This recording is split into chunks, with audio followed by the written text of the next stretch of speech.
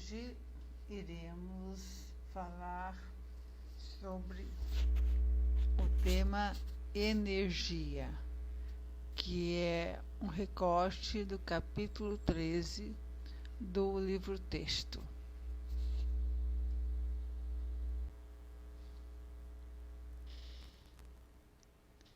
Eu posso apresentar a vocês o que a gente chama de revolução futura da energia renovável e da eficiência energética. Então, aqui é colocado nessa parte o Instituto das Montanhas Rochosas, que trabalha com vários itens sobre a eficiência energética. Então, são casas eficientes no uso da energia, em que 99% aquecimento e 95% de eficiência da iluminação que provém do sol. Tem também o uso de células solares, a revolução do hidrogênio também a gente vai trabalhar, células de combustível, além de menos poluição do ar. Avaliando os recursos energéticos, nós temos que a energia solar ela é capaz de ter 99% provém e das fontes humanas somente 1%. As fontes indiretas de energia solar também compõem as fontes de energia. As principais fontes humanas de energia, 76%, são provenientes de combustíveis fósseis e temos os renováveis, 11% biomassa, 6% nuclear, 4,5% hidroelétricas e 1,5% geotérmica, eólica e solar. Então, vemos que preponderantemente os recursos energéticos ainda provêm de combustíveis fósseis que são considerados não renováveis e esgotáveis. Em relação aos recursos energéticos não renováveis, nós temos esse esquema que tem as várias formas de extração dos combustíveis fósseis. Então, aqui, à extrema esquerda do slide, a plataforma de perfuração fixa, a plataforma marítima flutuante, petróleo e gás natural. Depois temos os tanques de armazenamento de petróleo, os ductos, que vão para o poço de petróleo e poço de gás, as válvulas e bombas. Então, essa instrumentação ela é muito especializada e requer muita água, inclusive água quente, e a extração ela é bem cara, Temos aqui as minas de carvão subterrâneo, carvão minerado, a usina geotérmica, mineração de carvão, a energia geotérmica, tanques de água quente e a água aquecida que é levada à superfície. Então, é um esquema em que vocês estão visualizando todas as variabilidades, os tipos de formas energéticas de combustíveis fósseis. Em relação à energia comercial para o mundo, nós temos aqui nesse círculo uma grande parte nessa questão energética essa cor cinza clara, que corresponde aos combustíveis energéticos não renováveis, como petróleo, carvão e gás natural, além da energia nuclear. Nós temos as energias de combustíveis renováveis, como hidroelétrica, geotérmica e solar eólica, com apenas 6%, e a biomassa 10%. Então, a energia não renovável corresponde a 84% do uso para o mundo, e as renováveis somente 16%. Nesse outro esquema, nós temos a visualização do consumo de energia no Brasil e no mundo. Então, temos aqui o Brasil em amarelo, a América do Norte é esse talude em vermelho, e a Europa Ocidental. Então, temos aqui um grande momento de consumo per capita da energia elétrica da América do Norte. E, em segundo lugar, temos a Europa Ocidental.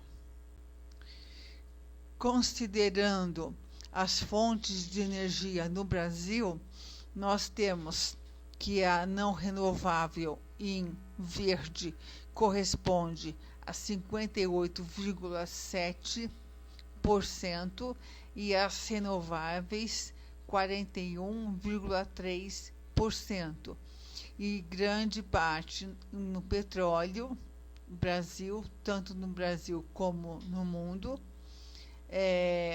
O gás natural mais no mundo do que no Brasil, como também o carvão e a nuclear.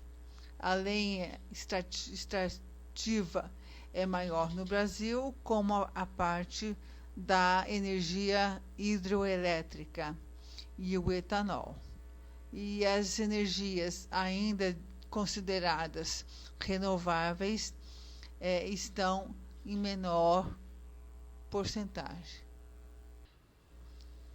Então, a forma como a gente vai trabalhar os recursos energéticos é que vai ser importante para a gestão desses recursos de uma forma adequada.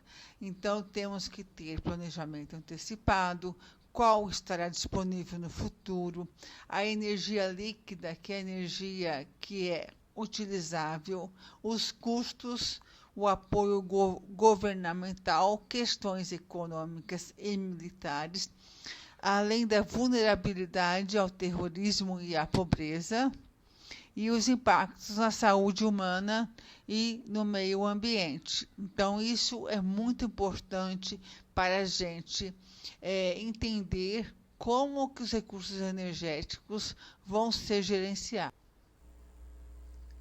Com relação à energia que nós temos que consumir, são chamados de energia líquida, que é de alta qualidade, ou seja, a energia de alta qualidade, que é igual à energia total, menos a energia que é utilizada com relação à primeira lei da termodinâmica, menos a energia dissipada pela ineficiência, conforme a segunda lei da termodinâmica, que é menos a desperdiçada. Então, nós temos a energia líquida, é o que a gente consegue utilizar. Então, nós temos muita energia que é desperdiçada pela própria condição natural do fluxo de energia. Aí nós temos uma boa parte que pode ser utilizada, e aí com a razão da energia líquida. E temos aí uma questão do ciclo de combustível nuclear.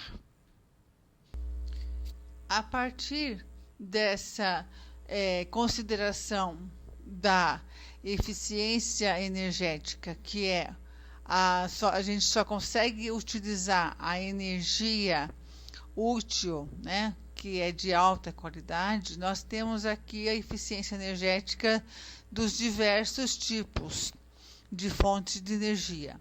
Com relação aos maiores, as maiores formas de fontes de energia são aquecimento solar, gás e petróleo. Em segundo momento, nós temos o solar ativo e a gaseificação do carvão.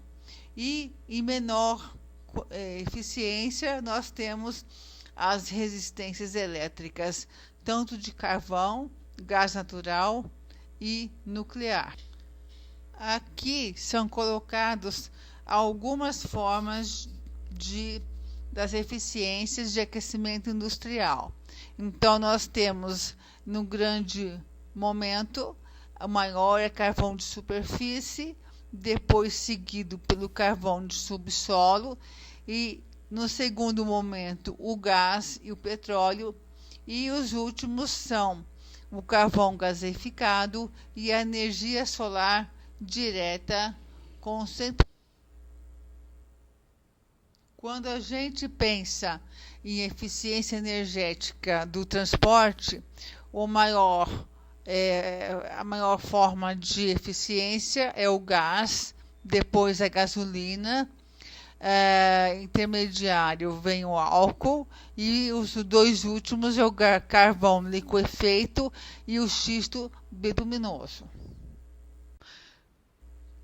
Com relação às formas de petróleo, nós temos essas formas aqui: petróleo leve, a extração, transporte e refino, produtos petroquímicos, e os maiores produtores é o OPEP, com 78% das reservas, e Oriente Médio, Irã, Iraque, Kuwait, Arábia Saudita e Emirados Árabes, Argélia, Indonésia e Venezuela. Então, a gente ainda está dependente desses combustíveis fósseis que compõem grande parte das fontes energéticas do mundo, e mesmo que eles são esgotáveis e muitas vezes difíceis de serem extraídos. Aqui vemos as diversas formas de extração de combustíveis fósseis a partir de uma refinaria. Temos o petróleo aquecido, aí temos o gás, a gasolina, o combustível para aviação, o óleo para aquecimento, o óleo diesel, nafta, graxa e cera, além do asfalto. Então, são as diversas formas de uso que ainda a gente utiliza em maior concentração. Aqui nós temos a visualização das principais reservas de petróleo no Brasil, né? Então, são reservas provadas de petróleo, milhões de barris, 10 milhões de terra e 10 milhões no mar. A profundidade em azul mais claro, menos de 3.000 metros, e em azul mais escuro, mais de 3.000 metros. A estimativa das reservas de Tupi, a mais baixa e a mais alta, a mais baixa temos aqui, essa parte aqui do Nordeste, e as mais altas são já a partir do Espírito Santo, que vai percorrendo a orla marinha do Brasil. Aqui nós temos a relação entre a produção, importação e consumo de petróleo no Brasil ao longo do tempo. Então, nós temos aqui embaixo a linha mais escura, aqui é a produção de petróleo, que aumentou somente no final do período, né? E em rosa nós temos a importação desse petróleo, que aumentou bastante no segundo período, e em amarelo acompanhou o consumo a partir dessa importação. E aqui em cima nós temos em milhões de metros cúbicos do petróleo brasileiro, em rosa o consumo total, né? E aqui abaixo a produção. Então, pela exposição do slide anterior, nós vemos que o consumo do Brasil é maior do que a sua produção, então a gente tem necessidade de importar uma boa parte do petróleo. Aqui é o preço do petróleo, é por isso que nós temos uma influência, né, do valor do petróleo, que atualmente ele está num valor bastante elevado. Agora eu vou apresentar a vocês vantagens e desvantagens de alguns principais insumos de energia, fontes de energia, como por exemplo o petróleo. Nós temos as vantagens de ter um suprimento de 42 a 93 anos ainda, o baixo custo, no caso dos Estados Unidos, a alta eficiência energética, o transporte fácil, pouco transporte terrestre, a tecnologia bem desenvolvida, o sistema de distribuição eficiente como vantagens. Como desvantagens, precisa de substituir em 50 anos, preço baixo gera um desperdício e desestimula a eficiência, poluição do ar, emite o gás carbônico, além de poluir também a água. Para vocês terem uma ideia da problemática da emissão de gás carbônico por unidade de combustível usado, temos que grande parte é por meio da eletricidade de queima de carvão, depois, na sequência, temos petróleo e gás obtido do carvão, seguido por carvão, areia bituminosa e petróleo. Depois temos o gás e, por último, a energia nuclear. Com relação da energia nuclear, temos algumas etapas: fissão nuclear, reação nuclear em cadeia, reatores de água leve, varetas de controle e vaso de contenção, lixo radioativo, dispositivos de segurança de resfriamento, além do ciclo do combustível nuclear. Aqui vocês estão vendo um esquema de reatores de água leve, né? Então temos o núcleo de reator como urânio radioativo, a blindagem, as varetas de controle aqui em verde. Depois temos a conexão do líquido refrigerante, a bomba, o refrigerante, né? A importância disso, a remoção de resíduos líquidos radioativos a partir desse vaso de pressão e a passagem do resfriamento. Depois, nesse outro quadrilátero amarelo, nós temos a turbina, o calor perdido, o gerador, né? A bomba, o condensador, passando bastante água, né? A saída de água quente, a entrada de água, e aí você tem a fonte de água, que é uma água aquecida. E aí temos a energia elétrica, que é energia útil, relativo entre 25% a 30%. Aqui nesse outro esquema, temos o ciclo do combustível nuclear, que também é bem complexo, como vocês viram com relação ao petróleo, né? Temos essa parte do enriquecimento do urânio, temos o aquecimento e o resfriamento da água, né?